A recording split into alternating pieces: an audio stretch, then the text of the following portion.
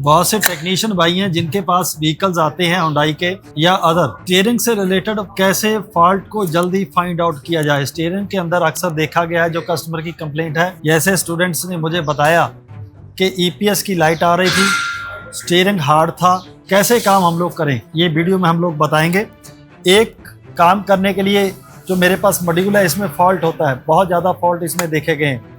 दूसरा फॉल्ट होता है मोटर के अंदर, तीसरा होता है जो वायरिंग है कनेक्ट विद, इसको ऑन करने वाली वायरिंग ये मोटर को ऑपरेट करता है। अब हम लोग सर से बात करेंगे इलेक्ट्रिकल वायरिंग के बारे में और मॉड्यूल्स के बारे में। तो सबसे पहले सर ये बताइए कि जब हमारे टेक्नीशियन भाइयों के पास कोई स्टीयरिंग से रिलेटेड प्रॉब्लम आ गई, जी सर, वो इसके टेक्नीशियन नहीं है जी, मॉड्यूल के, जी, तो कैसे फाइंड आउट करेंगे मोटर में फॉल्ट है या इसमें फॉल्ट है? तो सर सबसे पहले इसके अंदर हम लोग स्कैन करेंगे, ठीक है, कोड से रिलेटेड काम करेंगे, कोड से रिलेटेड काम करेंगे, ओके। बट कई बार क्या होता है हमारे पास कोई कोड भी नहीं आता, वहाँ पे वायरिंग ओके रहती है, ये मॉड्यूल ओके रहता है, मोटर का फॉल्ट रहता है। उसके लिए हम लोग क्या करेंगे कि इस मॉड्यूल के अंदर जो मेरे पास आउटपुट आ रहा है उसे चेक करेंगे जो कि मोटर को जा रहा है, ठीक है, ओके, कि वहाँ पे हमारे पास नेगेटिव और पॉजिटिव टर्न करने पर आ रहा है कि नहीं आ रहा। ठीक है, अगर हम टर्न नहीं करेंगे ना तो हमारे पास पावर भी नहीं आएगी। अब ये बात आप लोग ध्यान से सुन लीजिए, इस मॉड्यूल में फॉल्ट है या नहीं कैसे चेक होगा। आपको ये मोटर की 2 वायर्स में वोल्टेज चेक करनी है। वोल्टेज तब आएगी जब आप स्टीयरिंग को टर्न करोगे लेफ्ट या राइट, उस समय वोल्टेज आएगी, अदरवाइज नहीं। तो ये ध्यान में रखना है। अगर आपको यहाँ पे वोल्टेज मिल रही है, मतलब ये मॉड्यूल आउटपुट दे रहा है, इट मीन्स हमारा फॉल्ट कहाँ पे है, इसमें मोटर के अंदर।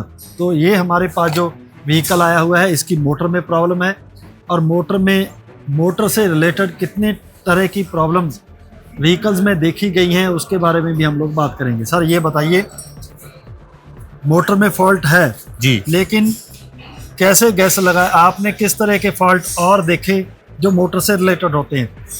नॉर्मल सी अगर सर हम लोग बात करें कि जैसे हमारे पास ये स्टीयरिंग है जी, स्टीयरिंग है, जब कभी भी हमारी मोटर के अंदर प्रॉब्लम्स आती हैं तो ये स्टीयरिंग आमतौर पे जब आप टर्न करते हो तो बहुत हार्ड लगता है हमें, हार्ड लगता है, कभी कभार हार्ड होगा और नॉर्मली सही चलेगा। ठीक है जी, एक तो ये कारण हो जाता है।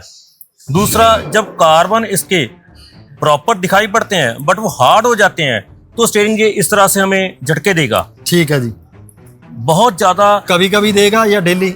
रूटीन में सर, रूटीन में जब कभी भी आप स्टीयरिंग टर्न करोगे तो आपको झटके देगा ये। ठीक है जी, ये कॉमन प्रॉब्लम है जो कि हर एक कार के अंदर आती है। ओके।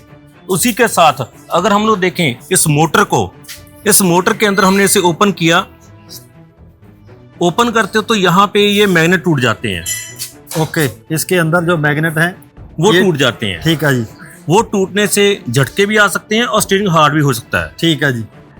दूसरा, अगर हम लोग बात करें जैसे कि इस मोटर को जब हमने ओपन किया, कार्बन ब्रश हमें बहुत अच्छे नजर आ रहे हैं, बट ये यहाँ पे देखिए उसका कॉपर कलर चेंज हो चुका है। ठीक है जी, जब कभी भी आपकी गाड़ी के स्टीयरिंग के अंदर मैकेनिकली प्रॉब्लम होगी, ये देखो कलर चेंज हो गया, अगर दिखाई दे रहा है तो यहाँ पे ये देखिए, चारों कार्बन ब्रश दिखाता हूं मैं आपको, ये देखिए, ये पूरी तरह से, हालांकि कार्बन अच्छे हैं नजर आ रहे हैं, काफी कार्बन खड़े हैं इसके, जो कार्बन से कनेक्टिविटी है वायर की, उसका कलर चेंज हो जाता है, उसका कलर कोड चेंज हो जाएगा। मतलब यहाँ पे देख सकते हैं ये कलर आप लोगों ने चेक करने हैं, चारों कार्बन के आपस में मैच करने हैं, या टेक्नीशियन भाई हैं वो आगे से देख सकते हैं इन कार्बन का जो कनेक्टिविटी है उसका कलर कैसा होना चाहिए।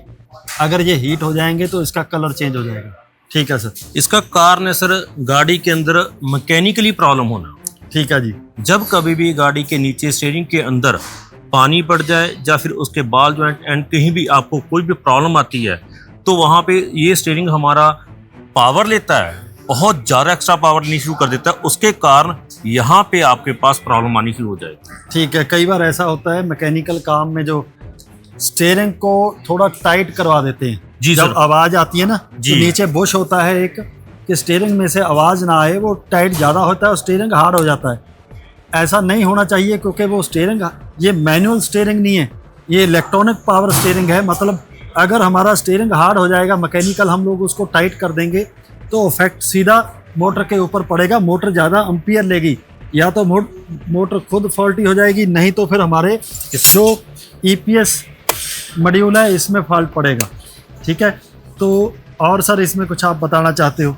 तो जब कभी भी नॉर्मली लोग बोलते हैं कि इसे चेंज किया जाएगा, ठीक है बट हम लोग यहाँ पे जब भी स्टूडेंट को बताएंगे कि इसे ओपन किया जा सकता है, ठीक है, ओपन करके आप सिंपल कार्बन रिप्लेस कर सकते हैं, जिसके अंदर बहुत ही कम खर्चा और बहुत ही जल्दी काम हो जाता है। तो सर इसके अंदर जो कार्बन है वो सेम इसके तो मिलते नहीं है? मिलेंगे, सेम मिल जाएंगे किसी सर। और गाड़ी के मिल जाएंगे? हाँ, आमतौर पे ये रहता है कि कई बार हमें लगता है कि ये इस गाड़ी की मोटर है। ठीक है, नॉर्मली सब गाड़ियों के अंदर जो कार्बन ब्रश हैं एक जैसे ही आ जाते हैं, ओके। थोड़ा बहुत चेंज होता है, उससे हम लोग कहीं ना कहीं जाके एडजस्ट कर लेते हैं। मार्केट से हमें मतलब गाड़ी की किस गाड़ी की मोटर है ये नहीं, हमें कार्बन ब्रश लेने हैं। कार्बन ब्रश चाहिए। ठीक है, तो ये बहुत ही इम्पोर्टेंट है जो लोग काम करते हैं। सेम मोटर के कार्बन ब्रश आपको परचेज नहीं करने हैं, आपको साइज देखकर कार्बन ब्रश परचेज करके इसमें डालोगे तो आपको 3-4 हज़ार की जो 2500-3000 जितने की भी ये मोटर है आपको परचेज करके नहीं करनी है। आप इसको रिपेयर कर सकते हो, इससे कस्टमर और हमारे पास जो हुनर है वो बढ़ता चला जाएगा। ठीक है जी, तो इतना ही। आगे से हम लोग इस तरह की एक और वीडियो लेकर आएंगे जो साथ में आपको दिखाई जाएगी। Okay, thank you.